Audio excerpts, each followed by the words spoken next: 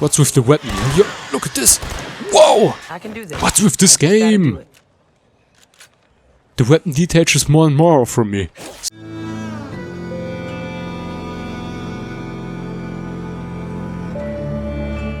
Right, what's good mates? Tino here.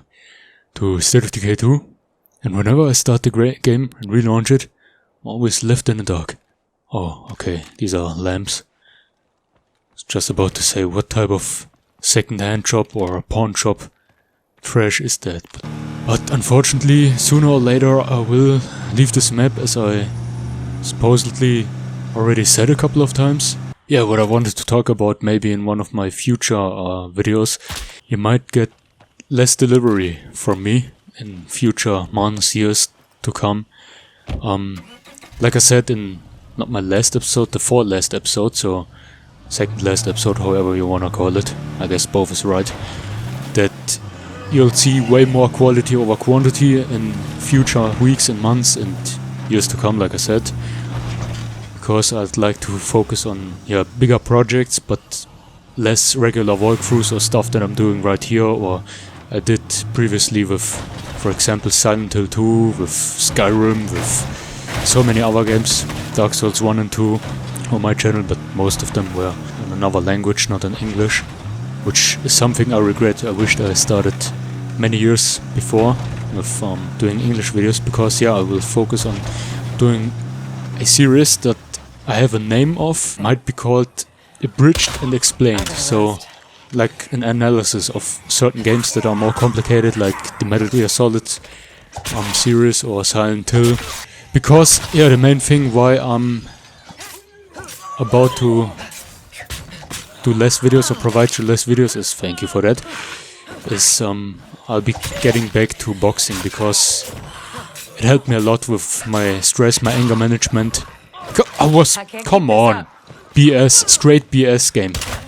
I just pressed the button. I just miss it. I really miss staying in the ring, boxing, for example, a heavy bag or the mitts, which were the pad work with a partner or sparring, all things that I missed, and I regret having left or stopped boxing early December 2019, because I was, without being cocky, solid.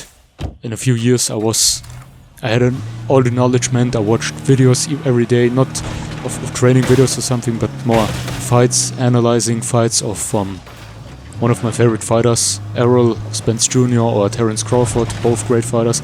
I was back then a huge Tyson Fury fan when everybody was hating on him, and I also always loved the unpredictable outcomes. For example, Vasil Lomachenko, the one who was the unbeaten king, pound for pound best boxer now for 3 years, I think, or 2.5 years, who was also recently beaten by Teofimo Lopez, good kid, even younger than me, for example, and it's a beast. The guy is a beast. Like Inoue from Japan, also one of the, who is called Monster, one of the best boxers.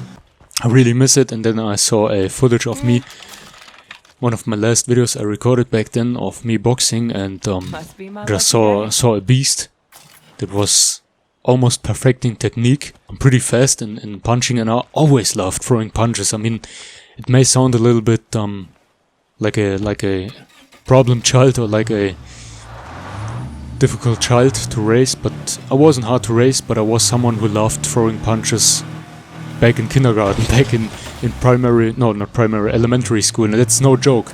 It's not being exaggerating something. I used to get into a lot of trouble back then and had to switch schools like 2 or 3 times a year, because I was, in that case, you could probably say I was a problem kid indeed. The years I had made maybe 2 or 3 vids a week, and even then was having problems of managing or time management, my sleep, cooking, everything. But since this year I have a GF, if you like to say so, a girl, GAL, who's hopefully on my side, even because up to now we had Jesus, look at them ragdolls.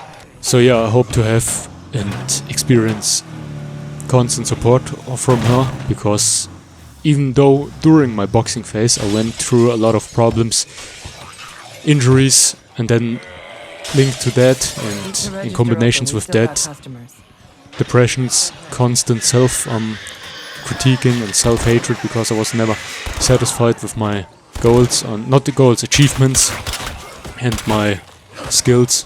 What's with the weapon? Yo, look at this! Whoa! I have no weapon. The weapon! Look at this! Ridiculous.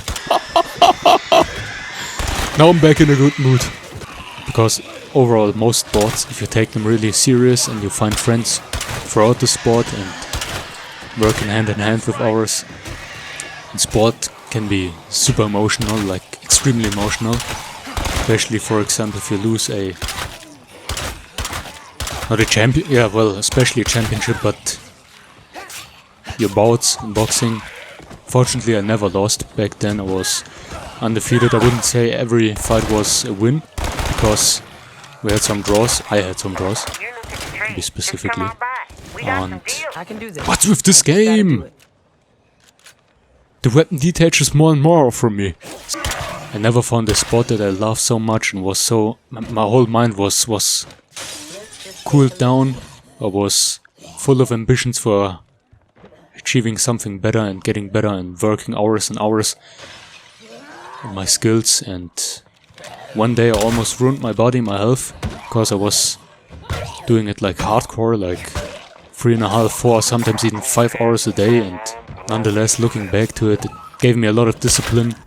It's a lifetime experience, simply to put it into that perspective. It's something that you want to keep, to maintain throughout your life, or as long as you can, because I'm still in my mid-20s. I mean, now I can tell you what exact age I am, because many people guessed I'm older, but I'm 23. I'm just turning 24 next month, so got back in touch a couple of months ago with one of my best friends that I got to know due to boxing, and he's one of the greatest guys I ever met, and he encountered our first coach that we had a couple of years ago, who had to stop being a coach because he had heart problems and wasn't the best in the language we spoke here, because he came from Iran. Persian was his main language. It was always for other students and amateurs hard to understand him, but we always stand beside him and hold his back as he did with ours, and he taught us the main techniques and the fundamentals of boxing. And it was funny that he met him the other day. He was also asking about me and had to propose him the honest words that I quit boxing back in December last year. I mean, the best thing is that I've kept myself in shape.